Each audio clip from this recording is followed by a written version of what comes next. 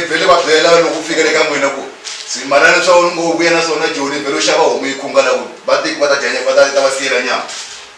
ya wa vona wena namuntlha wa famba wena ya na ku dovula tolovela ku swi endla namuntlha wa ku tiya dovula pinda futhi Jackson ai fambeni ai ngisa lo strong loyi ai nge kombela khomeriwa no khomela futhi wa ngeta futhi wenda leswi ni lava one by one awa ri nganga wena ntoka ngapfukula siku na dyambu byele munhu ku nganga wena nganga yimi ini nani nganga ngwaso wa tsana na xumu ta hluvula nganga ka siku na namuntlha awa ri nganga wena ngapfuku byele munhu ku nganga wena se ni nghena kwini ka mina so loko xo ri xiteke munhu swi lava mina sweswo ku na un'wana u nga n'wi byela leswaku u ta swi vona se i file problem emarito lama i nga ma vula wehe ntsena i ku i ta swi vona kumbe xana i nga basisa mina 5 a wu vula yini loko swi to tani i ncini lexi a faneleke ku xi vona hlamusela leswi a wu lava ku ta hlamusela swona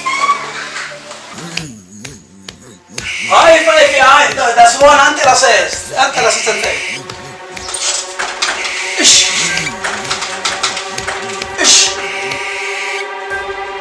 kombela mi ta ni pfulela nyana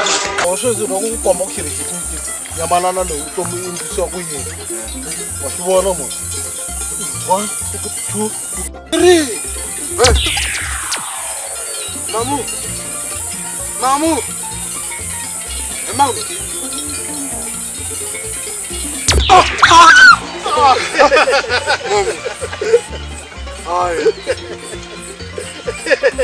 Mom.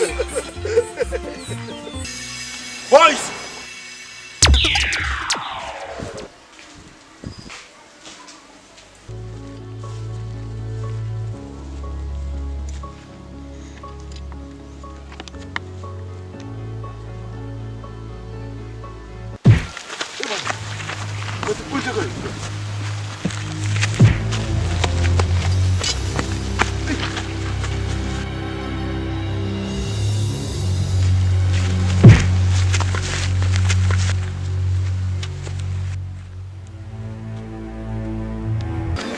Raga maru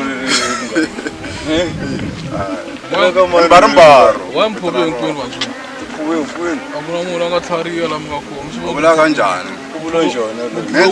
menta ku bana rwana hayi hinkwenu ndzo didimeta wala mina ndzo ndzo info choose kamala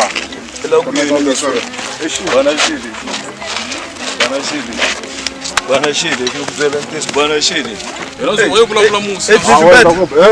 ni kombela ku pela mfana loyi hayi manana loyi ta n'wi fikela kunene loyi la nga ni tivi ta n'wi fikela kunene ta n'wi pfula kunene u nga wemfo ya hayi khoma